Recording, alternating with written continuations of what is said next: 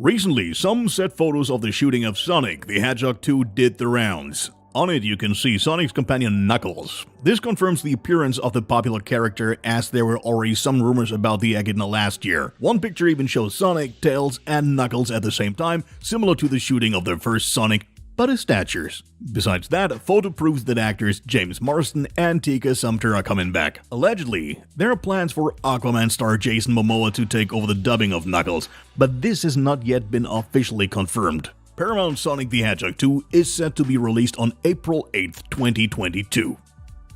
John Turtledove's Meg from 2018 thrilled fans not only because of its humor, but above all due to the immense underwater action. Once the box office takings quadrupled the budget, it was clear that a second part centered on the 20-meter-long prehistoric shark was inevitable. Since Turtletop is no longer available as director, Ben Wheatley has volunteered to direct the film. In an interview with comicbook.com, he philosophized about having the opportunity to bring action to the screen on an incredibly large scale. Furthermore, he said he wants to make sure that shark fans around the globe get their money's worth. Co-responsible for this is again the well-known producer Lorenzo di Buenaventura, who shares duties together with Belle Avery and Catherine Zhu-Yong-Ying. The extent to which the book of the same name by Steve Halton will serve as a reference for the Meg 2 is still unclear, but it can be assumed that screenwriters John and Eric Hobo will certainly borrow elements from the 8-part book series. It is also uncertain at this point who else will return to the screen besides Jason Statham. We are eagerly awaiting further news about the Meg 2 and hope that the theatrical release will be announced soon, since shooting will start in 2 months' time.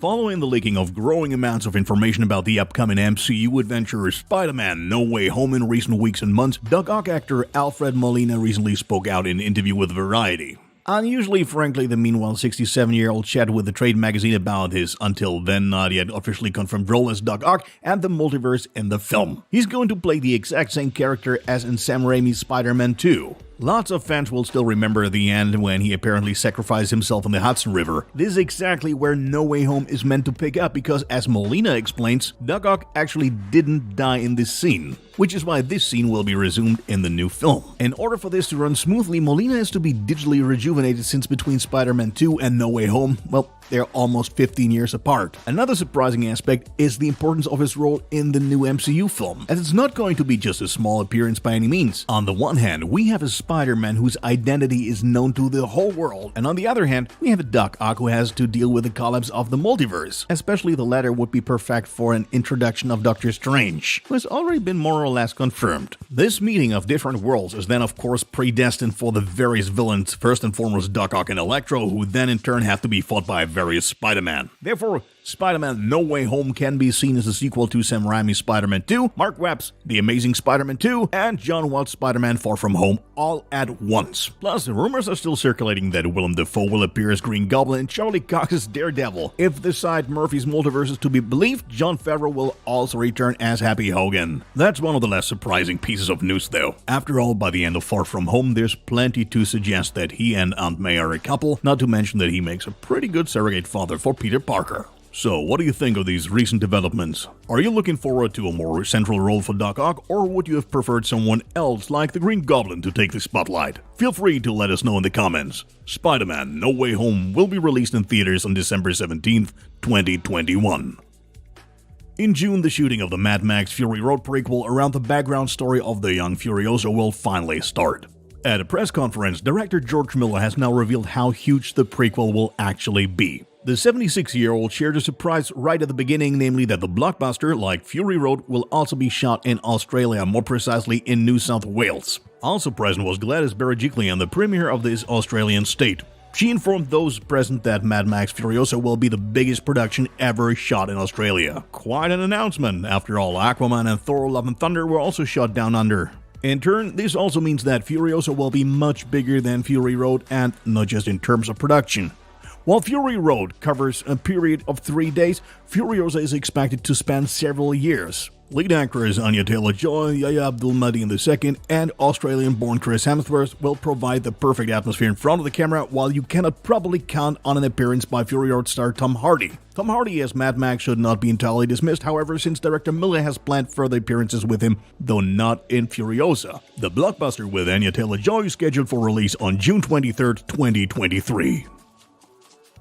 In the HBO series Game of Thrones, Emilia Clarke was able to wow the masses with her role as Daenerys Targaryen. As Variety reports, the 34-year-old is now headed to the new Marvel project Secret Invasion, where she will take on an as-of-yet unknown role alongside Olivia Colman, who was also recently signed on. If the rumor turns out to be true, it would be Clarke's first role in the MCU, where she would then join Colman as well as Samuel L. Jackson and Ben Mendelsohn. The content is about Skrulls, which are alien shapeshifters that have infiltrated Earth and assumed the identities of various Marvel heroes. The series is not intended to be quite as big as the comic book, however, and the focus will thus not be on the appearance of as many Marvel characters as possible, but rather on the prevailing paranoid atmosphere. The project is being produced exclusively for Disney Plus and unfortunately does not yet have a fixed release date. Just a few weeks ago, Michael Keaton confused many fans when he told Deadline that he was still unsure about his return on The Flash due to the pandemic. Now, as reported by The Rap magazine, it has been officially confirmed that Keaton will be part of the filming that started on Monday, and as expected, he will be seen in his role as Batman. The story revolves around the protagonist's fateful journey into the past, causing massive consequences for the present. Therefore, we will not only get to see Michael Keaton, but also Ben Affleck as Batman for the last time. DC's The Flash is scheduled for release on November 4th, 2022.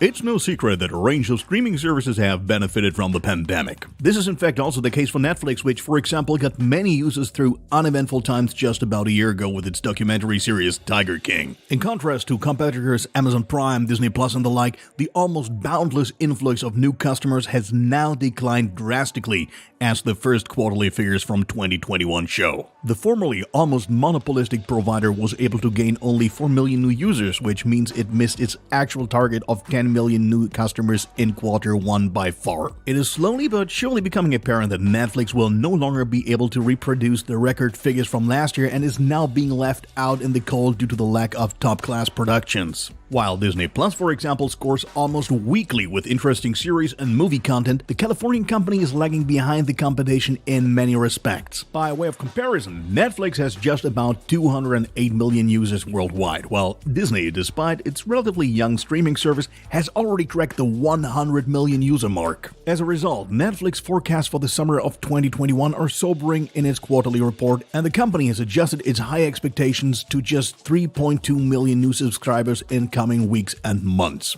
Besides the recent disappointing series and movie offerings, many users are upset about a price increase in many parts of the world, which is certainly not beneficial for the acquisition of new customers. However, with the launches of The Witcher Season 2, Don't Look Up, Red Notice, and many other top-notch productions, Netflix should be able to report better figures in the second half of the year. What do you think? Are you a Netflix subscriber? And if so, are you satisfied with the service, or are you increasingly preferring the competitors? Feel free to discuss this with us in the comments.